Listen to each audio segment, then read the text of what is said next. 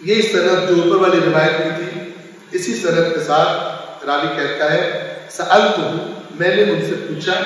یعنی امام صادق علیہ السلام سے میں نے پوچھا، عن قول اللہ عز وجل، اللہ تعالیٰ کے اس فرمان کے بارے میں، کون سا فرمان؟ الا من اتى اللہ بقلب سلیم، حضرت ابراہیم کے الفاظ کہ جب اپنی بت پرست قوم سے الگ ہوئے تو کہنے لگے کہ یہ جو تمہارے معبود ہے فإنهم عدو لي الا رب العالمین، یہ میرے دشمن ہے سوائے رب العالمین کے، الذی خلقنی فهو یهدین، دیکھیں توحید کیسے بیان کریں کہ وہ ذات کہ جس نے مجھے خلق کیا تو وہی میری ہدایت بھی کرتا ہے، والذی هو یطعمنی ویسقین،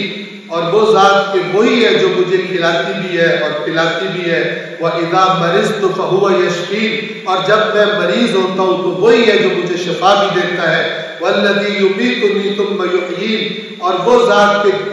وہی ہے کہ جو مجھے موت دے گا اور پھر مجھے دوبارہ زندہ کرے گا، وَالَّذِي أَطْمَعُ أَن يَغْفِرَ لِي خَطِيئَتِي يَوْمَ الدِّينِ، اور وہ ذات کہ جس سے میں طمع رکھتا ہوں کہ وہ میری خطاؤں کو بخش دے قیامت کے دن، رب هب لی حکما، اے پروردگار مجھے حکمت عطا فرما، والحقنی بالصالحین، اور اپنے صالح بندوں کے ساتھ مجھے شامل کر دے، واجعل لی لسان صدق فی الآخرین، اور میرے لیے سچی زبان بعد والوں میں قرار دے، یعنی لوگ مجھے سچا کہیں، لوگ مجھے اچھے لفظوں سے یاد کریں، واجعلنی من ورثۃ جنت النعیم، اور مجھے نعمتوں والی جنت کے وارثوں میں سے قرار دے، جیسا حضرت ابراہیم کے الفاظ میں قرآن نقل کیے، واغفر لأبی انہ کان من الضالین، اور میرے ابی وہ جو آزر تھا اس کو اس کی مغفرت کر، یقیناً وہ گمراہوں میں سے ہے، ولا تخزنی، اب وہ جو اس روایت میں حصہ ہے وہ آ رہا ہے، وَلَا تُخْزِنِي يَوْمَ يُبْعَثُونَ، اور جس دن لوگوں کو دوبارہ اٹھایا جائے گا اس دن مجھے رسوا نہ کرنا، يَوْمَ لَا يَنْفَعُ مَالٌ وَلَا بَنُونَ، جس دن نفع نہیں دیں گے نہ بیٹے نہ مال، إِلَّا، یہ ہوا کیا چیز نفع دے گی؟ إِلَّا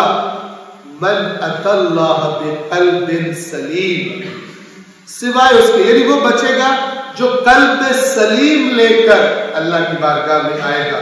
وَأُزْلِفَتِ الْجَنَّةُ لِلْمُتَّقِينَ، اور جنت قریب کر دی جائے گی متقین کے۔ تو یہ راوی کہتا ہے میں نے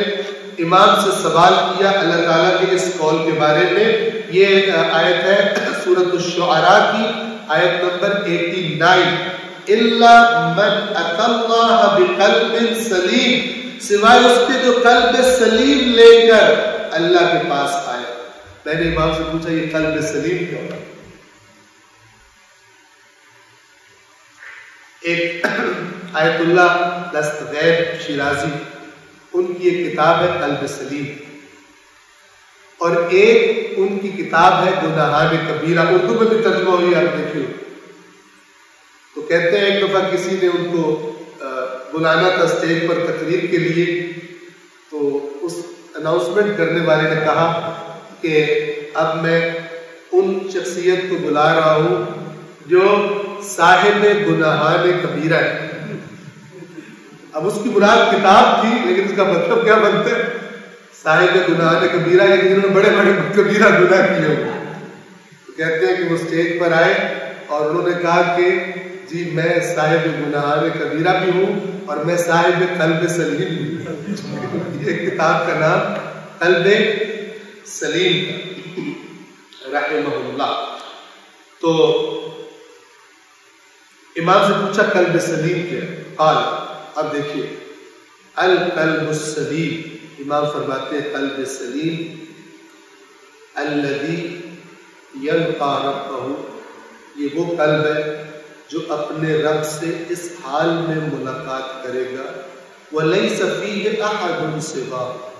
جبکہ اس کے اندر سوائے اللہ کے کوئی ہر قسم کے شرک سے پاک۔ القلب السلیم الذی یلقی ربہ وَلَيْسَ فِيهِ أَحَدٌ سِوَاهُ، اور نہیں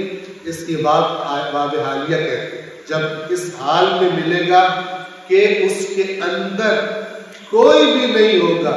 سوا ہو، یعنی سوا اللہ کے سوا۔ قال، پھر امام نے فرمایا وَكُلُّ قَلْبٍ، اور ہر وہ قلب فِيهِ شِرْكٌ، جس میں شرک ہو، او شک یا شک ہو، شک سے مراد کیا ہے؟ یعنی وہی جو شرک میں چیزیں مبتلا کرتی، فَهُوَ سَاكِتٌ، وہ ساکت کہتے ہیں گر جائے، ختم ہو جائے۔ آخر جملہ اس روایت اور آج کا ہم درس کا تمام کریں، توجہ فرمائیے۔ اس جملے میں امام فرما رہے ہیں کہ یہ جو دنیا میں ایسے لوگ گزرے ہیں جنہوں نے زہد اختیار کیا، ترک دنیا کیا، یہ کس لیے انہوں نے ایسا کیا، کیا خواہش کی؟ فرمایا وَإِنَّمَا أَرَادُوا الزُّهْدَ فِي الدُّنْيَا، اور یہ لوگوں نے جو دنیا میں زہد اختیار کیا، صرف ان کا ارادہ یہ تھا، کیا حاصل کرنا چاہتے تھے؟ صرف یہ ارادہ کرنا چاہتے تھے، یہ حاصل کرنا چاہتے تھے لِتَفْرُغَ قُلُوبُهُمْ لِلْآخِرَةِ، تاکہ ان کے دل فارغ ہو جائے، یعنی ادھر مصروفیات سے فارغ ہو جائے آخرت کے لیے، یعنی جو اللہ نے جس کی طرف، جہاں پہ اللہ سے ملاقات ہونی ہے، ساری کی ساری توجہ ان کی، تو ان کو اتنی زیادہ خواہش ہوئی کہ دنیا ہی چھوڑ گئے، یعنی بالکل ترک کر گئے۔ اصل میں ان کا انگیزہ، ان کے پیچھے جو جس چیز نے انہیں پش کیا اس طرف، وہ یہ تھا کہ یار یہ تو چھوڑتی نہیں ہے دنیا، تو اس کو ہم جو ہے نا اس کو ترک ہی کرتے ہیں تاکہ ہمارے دل بالکل فارغ ہو جائے، نہ جھمیلے ہوں گے۔ اگرچہ اس کام کی یہ تعریف نہیں کر رہے بات، اس کی مذمت کی ہوئی ہے، رہبانیت اور ترک دنیا کر کے جا کے بیٹھ جانا، بلکہ اسلام یہ سکھانے نہیں آیا کہ آپ جو ہے اپنی ذمہ داریاں چھوڑو، میدان چھوڑو، چلے جاؤ، ہم تو الگ ہی بیٹھے ہیں، نہ ہم وہاں تو جائیں گے، نہ ہم تو چھینٹے پڑیں گے، نہ یہ ہوگا نہ وہ ہوگا، نہ، آپ اپنے آپ کو تیار کر کے، آمادہ کر کے، اپنی حفاظت کا بندوبست کر کے پھر آپ میدان میں رہیں، جیسا کہ رسول اللہ کی سیرت ہے۔ کون سے جا کے پہاڑ پہ بیٹھ گئے کہ رسول اللہ الگ ہو گئے؟ ہاں، کچھ عرصے کے لیے اپنے آپ کو آمادہ کرنے کے لیے الگ، وہ تو آپ دیکھیں جنہوں نے بہت زیادہ پڑھائی کرنی ہوتی ہے وہ بھی الگ ہو کے بیٹھ جاتے ہیں۔ فرض کریں ایک بندہ جناب CSS کی تیاری کر، جو صحیح زبردست تیاری کرنے والے ہوتے ہیں، وہ کہتے ہیں دوستوں سے بھائی خدا حافظ، جب انشاءاللہ کر لوں گا پھر ملاقات ہوگی، یہ خدا حافظ، یہ انجوائمنٹس خدا حافظ، میں پڑھ رہا ہوں، وہ الگ بات۔ ایک ہے کہ ہمیشہ کے لیے دنیا ترک کر دے، وہ نہیں، ایک مقصد ہے۔ تو یہ زہد، اصل حقیقت میں جو زہد مطلوب ہے اور تعریف والا وہ کیا ہے؟ دنیا کی محبت ترک کر دے، نہ کہ دنیا ترک کر دے۔ اگر دنیا آپ ترک کر دو، قرآن بھرا پڑا ہے اللہ کی راہ میں خرچ کرو، کہاں سے پیسے لاؤ گے؟ پھر ایک اور پیسے وہاں پہ بیٹھ کے تمیز دینا شروع کر دو، تو پھر عوام کی نداری سے فائدہ اٹھاؤ اور وہ تمہیں لا کے پیسے لا کے دے، پھر وہ تو خود کماؤ گے تو خرچ کرو گے اللہ کی راہ۔ تو انسان اپنے باطن میں خالصتاً اللہ کی طرف متوجہ ہو، گناہوں سے بچائے اللہ کے لیے، جیسے دنیا میں اچھے بزنس مین، اچھے وہ اپنی کاموں کی کوالٹی، اپنی پروڈکٹس کی کوالٹی کہتے ہیں ٹاپ پہ دینی چاہیے، ٹھیک ہے نا؟ فلانی تنظیم آیا ہے، وہ پتہ نہیں ISO 2000، یہ ہمیں کہہ رہے ہیں اس کا کام بالکل صحیح ہے، فلانا یہ وہ، سارا کیوں کرتے ہیں؟ کوالٹی اچھی ہوگی تو گاہک کہیں گے یار یہ والا جاپانی چاہیے، جاپانی کیوں؟ کوالٹی کی علامت۔ تو اللہ کے باوجود دباغ ہو، آدھی آنکھ بند ہے، ایک آنکھ کھلی ہے، فجر کی نماز پڑھ دی، اللہ تعالیٰ کے جان چھوٹی، سر پہ وہ تلوار لٹک رہی تھی، فجر کی نماز میں چلی گئی، کہتے ہیں شکر ہے حج، وہ پنجابی میں ایک جملہ بولتے ہیں، ہمارا اس کا مطلب یہ ہے کہ شکر ہے جان چھوٹی آج سے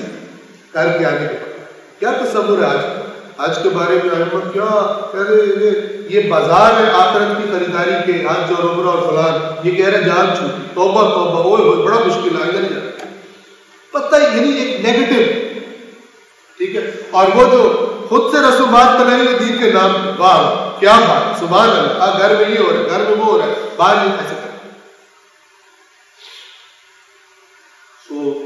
آج کے درس کو ہم اسی پر ختم کر رہے ہیں۔ کہ جب امام سے قلب سلیم کے بارے میں سوال ہوا، فرمایا وہ قلب ہے جو اپنے رب سے اس حال میں ملاقات کرے کہ اس کے اندر رب کے سوا کوئی نہ ہو، اور ہر وہ دل جس میں شرک اور شک ہے وہ ساکت ہے۔